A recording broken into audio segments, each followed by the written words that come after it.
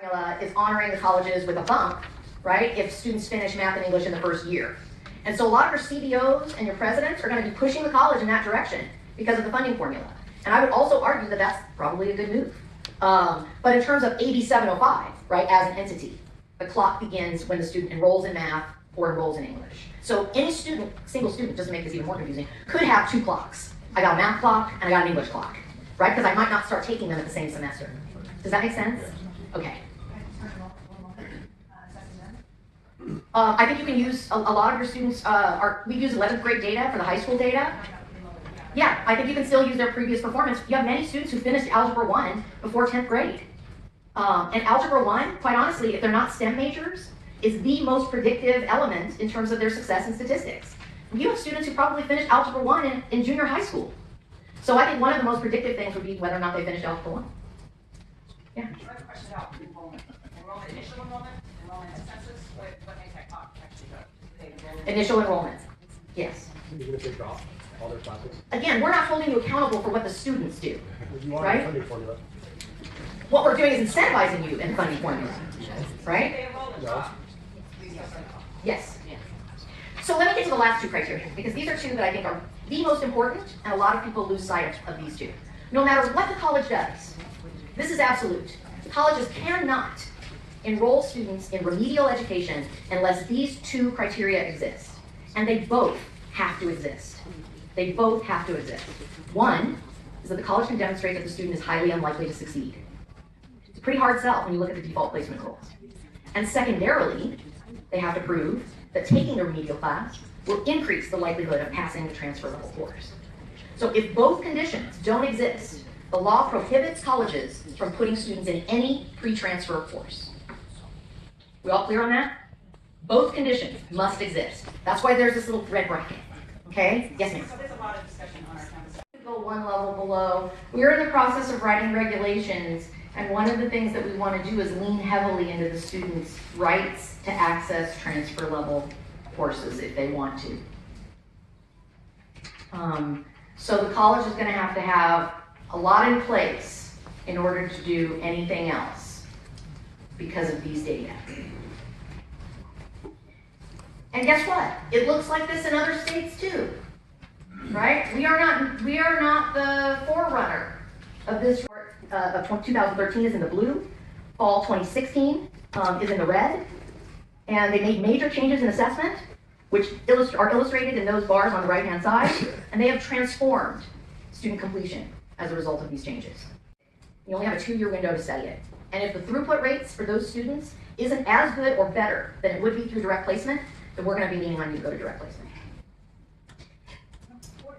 What are you thinking about when a student comes in and next place in transfer level but wants to be productive in that is higher than their different place? How are we getting them? I mean, these courses have been articulated in universities that extract prerequisites from that. So if the student wants to skip over a level, how are we placing them in that without the integrity of the course outline that's been articulated with the, with the issues that you see not to be effective? So it's a really good question. One of the things that I want to make sure that I dispel with that question is there's a lot of mythology around intermediate algebra. And while some STEM courses have a prerequisite of intermediate algebra, the UC doesn't check to see that the student has assessed in a certain level. We're the arbiters of determining that. The UC has told us that. And they actually have a public statement coming indicating clearly as such. So if you think that a student who's passed Algebra 1 meets the criteria, the UC doesn't care. So I think from our perspective, we need to be in the position of thinking about not only what the student wants to do, but what the student is capable of doing, and again, leaning into their capability. I think there are going to be a lot of students who are afraid to go into transfer level, who are not comfortable in transfer level. That doesn't mean they shouldn't also be encouraged to do it. They've taken it twice and they failed. Well, what are you doing now? The stakes are the same, right? Do you have clarity, Stacey? Yeah, just she's more talking about the fact that students, right now, a lot of people are seeing this as students are being placed in pre-calculus or stats. We're talking about above those courses, calculus, Yes. business, those kind of things. So what I think the clarity is that I've heard from the meetings I've gone to is that schools have the option to place students in a higher level. Correct. Either prior, and that's the rule that the rules the school wants to evaluate to be able to put that student that would have in the past with the test or with whatever evaluation you told them, put them in that higher level. That's right. And then allowing you as a school to make that individual decision on how you want to help those students get to those higher levels. That's correct. And yet they're going to be allowed to take maybe if we have a how the recommended for the prerequisite material. Is there a scenario where you see the chancellor's office having algebra 2 as part of the rule set for BSTEM majors? We certainly have talked about the fact that with BSTEM majors, we really are looking at a unique scenario, right, where algebra 2 is essential. So I think that from an assessment standpoint, that's where you need to look at the student's performance, because if they don't have those fundamental algebra 2 skill sets, it does affect their overall success in college algebra and in other courses. So you're right, the defaults are based on an assumption that that has occurred for most high school students. If it hasn't, then your individual college needs to develop policy about how to handle that will maximize students' access to transfer, but also assure that they have the skill sets. Eric, did you? No, that's exactly what my question was going to be. You answered my question. I did, okay. Basically, the default rules, like the success rates, the predicted success rates, are all based off of a model where students have completed algebra 2. For BSTEM, For the BSTEM, the default for BSTEM is based on an assumption of algebra 2. The statistics default placement rule set is based on algebra 1. So could that actually be in the rule set, not just a suggestion? Is that in the rule set? Because right now it's written as it's not. It's like, oh, this isn't. Yeah, let me take a look at, and maybe you and I can talk offline about how to make that clearer. Okay. Thank you for The that. MMAT rule set is very clear. Yeah, there's a footnote I know too. Right. Yes, ma'am. So if for our BSTEM students, we were going to place them one level below in algebra 2 and not having algebra, can we require a support co-requisite? Yes, you absolutely can. You can require a co-requisite, and that co-requisite can be credit or non-credit. Okay, both of those are options. So one of the challenges our math department is finding is that our local feeder schools don't seem to teach trigonometry anymore. And they jump from algebra 2 to pre-calculus, and trigonometry is a really key component of the curriculum. It's also not in any of the rule sets.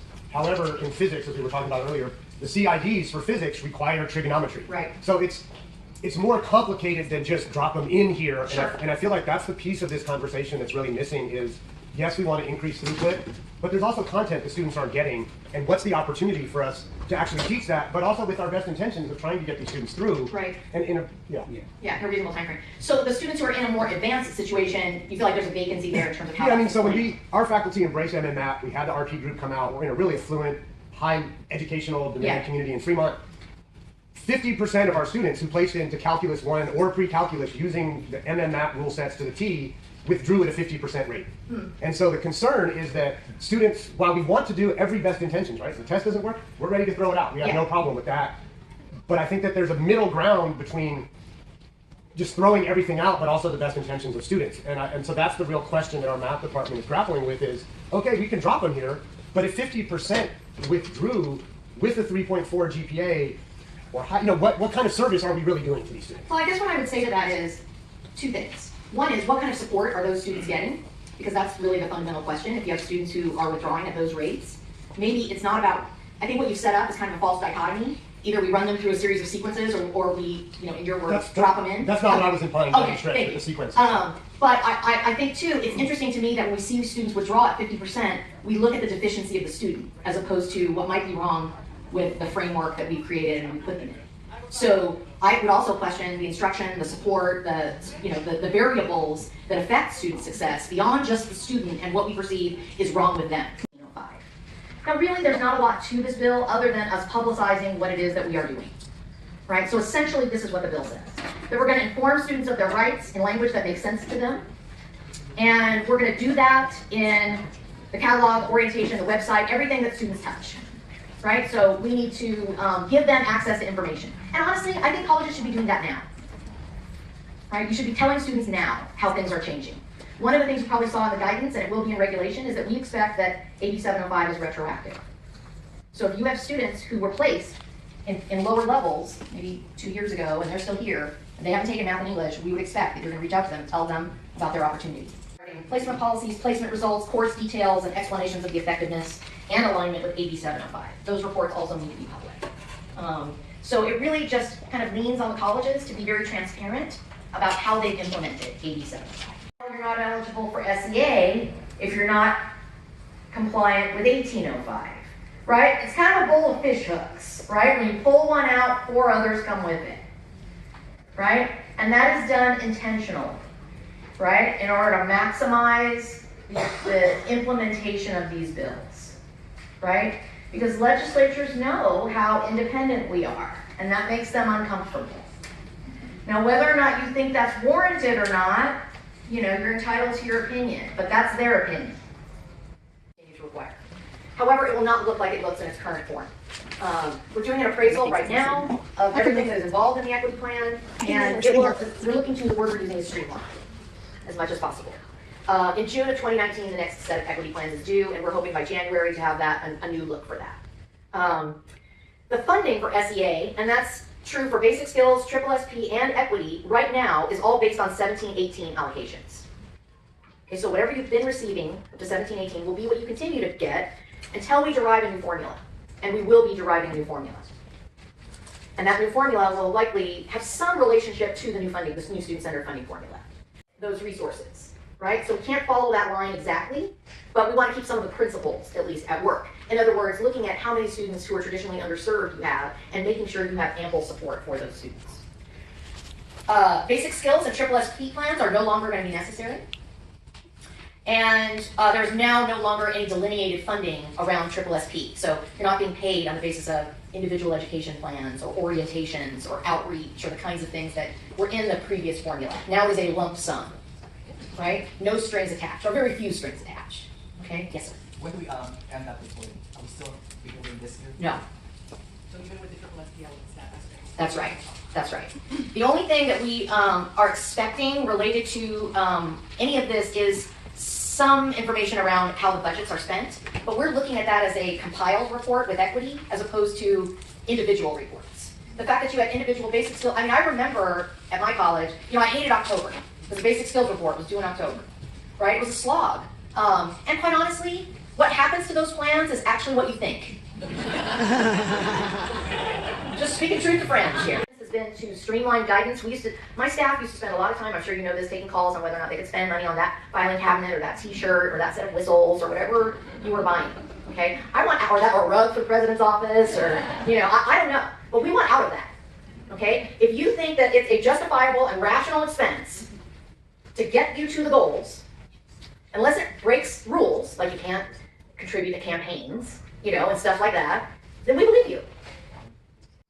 But there are no funding streams attached to that requirement in the same way that triple SP was outlined, right? We're just saying that's a requirement because that's the right thing to do for students. And by comprehensive, we mean to goal, not 2 semesters. Okay, comprehensive means comprehensive. It means I get where I need to go. We will expect, as I said, a kind of a funding report every January, but those will be relatively simple. And the Chancellor's Office at this time does not have a match requirement for SEA. It may be implemented. Honestly, I'll tell you, I'm arguing against it. You guys already have a lot of efforts. It's easy for you to make the match, and it's a lot of work to illustrate that match. So I'm arguing that we think about that. Good. And then, as I said, our guidance is going to be based on justifiable and reasonable expenditures. If those t-shirts you think get you to the goal, then buy the damn t-shirts. Okay? Don't call. That's all I'm saying. So what I'm suggesting to you, just to close out, is that you lead where you stand. We are in a monumental moment where all of us need to be co-creating the future. Because really, it was just still a real long, hairy, audacious plan. So really, we're asking for a plan from the colleges, and I'll let you in on a little state secret. Where we are working, the student-centered funding formula had a requirement for colleges to do 2 things. One is to identify local goals that were measurable, that aligned with the vision goals. And so all colleges are going to start working on that pretty soon. Chancellor Oakley's giving a presentation on that very soon to the CEOs and to the trustees. And then secondarily, the law required a comprehensive plan to be associated with those goals. Now, the law doesn't define what a comprehensive plan is. But as we move forward, we're really asking for 2 plans these days. One for equity, one for guided pathways. So what we'd like to do is move in the direction of those 2 things being together, and that being considered the comprehensive college plan. So the triple SP elements and the basic skills elements will no longer be part of your formal planning process to us. Right now, that doesn't mean you won't do some local planning things, but that first integrated plan was our first step toward integration, but it won't endure. Can I ask a follow-up? Of course. So the due date for the next ISSP, I believe was, I want to say December of next year. But so now we're pushing the plan is going to require it to June. That's a little bit of pressure. And what we would expect it for those of us who were involved in doing that ISSP, that we put together with a lot of effort last year. So if you could speak to that. Yeah, I mean, I think what we're looking to do, as I said, is streamline, so these reports are less arduous. Okay, we'll do that. I know, you've got lots of reasons to be disbelieving. That is a pledge that I want to make, that we want to try to have you spend less time jumping through hoops for us, and more time dedicating yourself to students. Yeah. We're at the very beginning of this though, so, but I do absolutely hear what you're saying, that you know, about the pressure. Kind of repurpose that money in an environment where 85 to 90% of those dollars are in personnel that were hired to do things that now may not be a focus, or the focus has to be reimagined a bit. Yeah. So maybe what I'm saying is that since we've gone through so many changes with SSSP and student equity, the more that colleges can know what that future funding source is going to be, Yeah. the more that we will have time to readjust, because readjusting for us now is going to be people, Yeah. and that is never an easy thing to do. Even though we all went into it knowing that this was money that we never had before, now we're getting it, it's for people, it's still for people. Mhm. So I guess my comment is the earlier that we can know where this funding is going, is the funding going to match the statewide funding? I don't think it will align exactly with that. Exactly, but if we know that it's going in that direction, we can begin to make some more challenging decisions about it. I appreciate the comment, and I do, you know, the only way you could spend those kind of dollars is on people, right? Because it's a lot of money. But remember, we are now required to provide a comprehensive education plan for every single student. A lot of people who are hired out of SSSP were counselors, financial aid, transcript evaluators, right? Assessment center personnel, right? Those are the kinds of positions that often came out of SSSP. All of those people are still important to this effort, right? I think the issue though is, the bigger question to me is not how do we repurpose people, but how do we stop doing things that don't work? We do a lot of things that don't work, and there's resources in those things that don't work. Resources that we need in order to do the things that do work, right? When I talk with people about change, there's always assumptions that I need all this money to keep doing the things that I'm doing and also do these new things. No. You need to do some new things and you need to stop doing some old things, right? That's the nature of transformational